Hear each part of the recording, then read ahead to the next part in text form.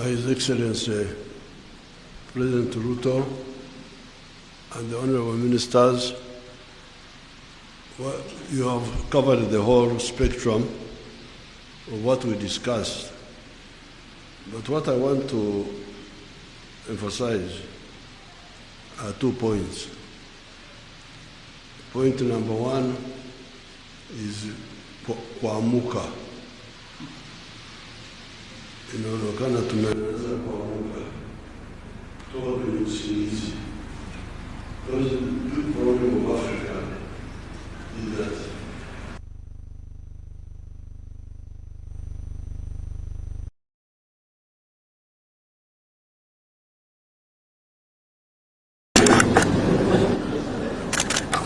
now in the Church of Uganda prayer book, what you call the Anglicans, there's a statement very strong in our local languages.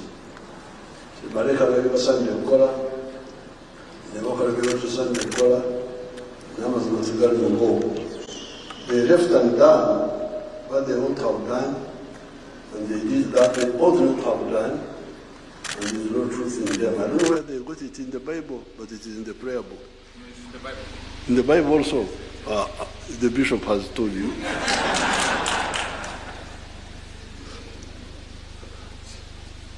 Now, this is really the big problem of Africa.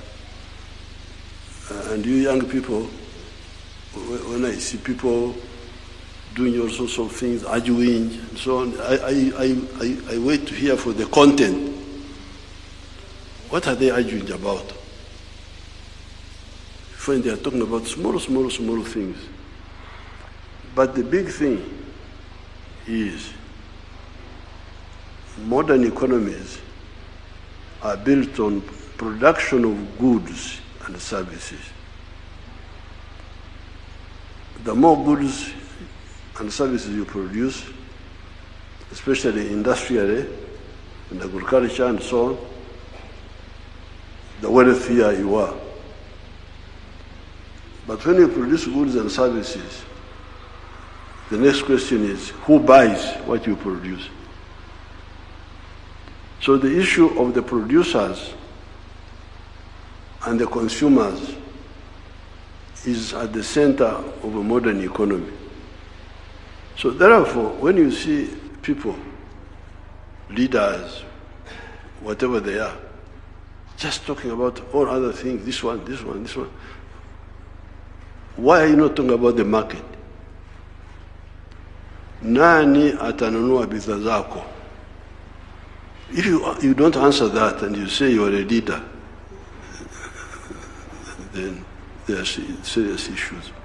So therefore, here I can see that we are waking up to talk about the market of East Africa, the market of Africa. Because if we don't do that, the future is very bleak. You can see two continents. Nguo ya hii kitu imetoka. Nguo yake. Iko hapa. Nguo yake. You can see two areas. The United States of America and Latin America. In terms of natural resources, Latin America may have more resources than USA. Latin America, big rivers, the Amazon, forests, madini, minerals,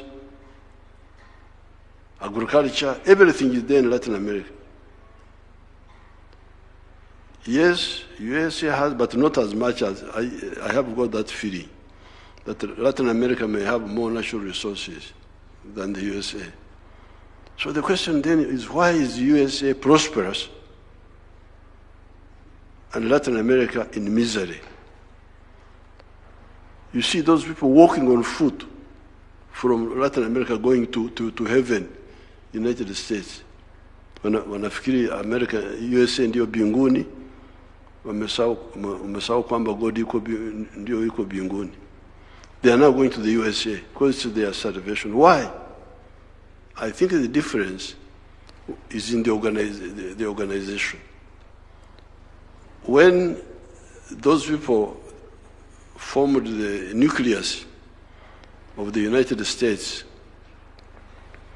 by uniting the 13 colonies of the British, they are the ones who started the core of that prosperity. USA has expanded, has got a big market. So, ukiwa mfanya biashara, unaanzisha biashara yako in the USA, things are easy. You've got a big market of 300 million people. You can sell from New York to California. The whole space is one market. But in Latin America, El Salvador, small thing here. Honduras, small thing here. Nicaragua, Panama, I don't know, you can't even count them. Rich in countries, rich in presidents, but poor in everything else. So really, you, the East Africans,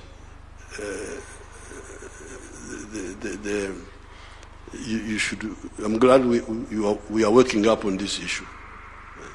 So this is number one. Now, number two is the rationalization. Because you can see, the other day I was having a meeting with somebody from, I think he's from Nairobi, but he's a Chinese working for the international systems. I think World Bank or something like that, based here. And he was reminding me that countries in Southeast Asia, big and small, Vietnam, China, Indonesia, Cambodia, all of them have got access to the sea.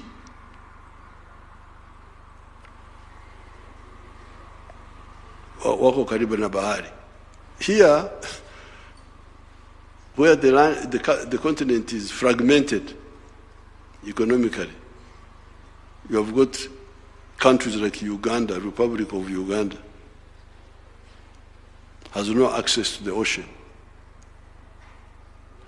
South Sudan, Rwanda, Burundi, Central African Republic, Chad, I think Chad also. Even Ethiopia, that big country, no access to the sea. So, and people are not working to solve that. They are content. President, minister, what are you ministering? You are not solving the issue of market. You are not solving the problem of access to the ocean. How would you develop? How exactly? How? And instead you are talking about small things. Who will be president? Who will be whoever is president? You will face those problems. So therefore, I'm very happy to be here and discuss with His Excellency all these issues, because that's what we are discussing. How can you have the sitting room in another country, the bedroom in another country, the kitchen in another country? What sort of arrangement is this? They have invited me to talk to the National Defense College tomorrow. I will talk more about this issue of waking up, kuamuka, and rationalization. Kufanya mambo ambayo yuko na akili, sio kufanya mambo bila akili. Thank you so much, Your Excellency. I'm the one who applied to say, Your Excellency, I want to come and see you. So he allowed me to say, you come. I'm very, very happy to be here.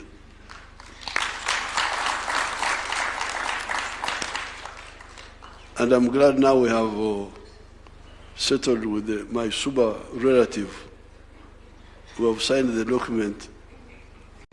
Where is the Suba man? Alitoka. that little fishing with our super people. At Migingo. Asante sana.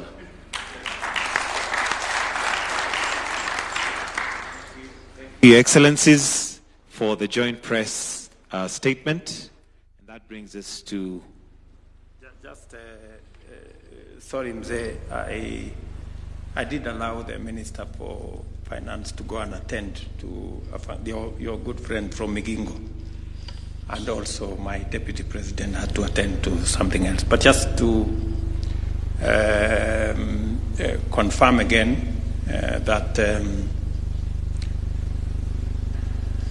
the one item that I forgot that is important in line with what Mzee has said in what we produce is that we have agreed with President Museveni that I will be going to Uganda in October or maybe latest November for the groundbreaking ceremony of the largest steel factory in our region, in Tororo.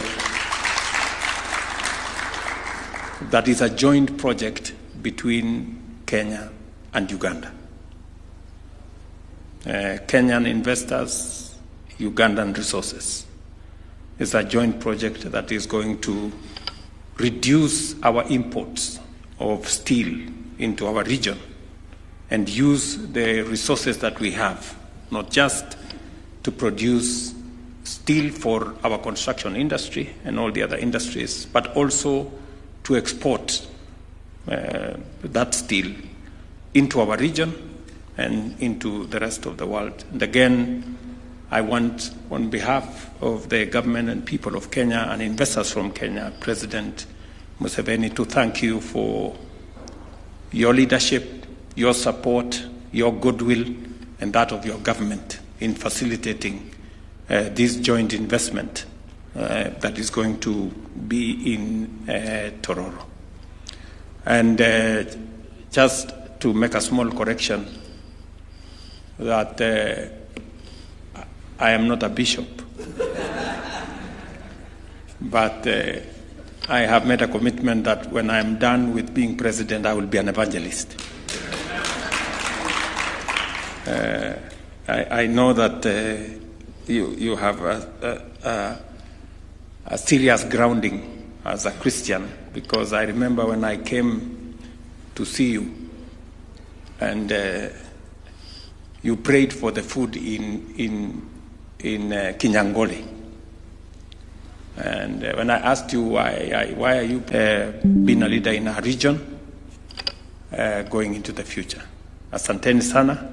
Welcome to lunch.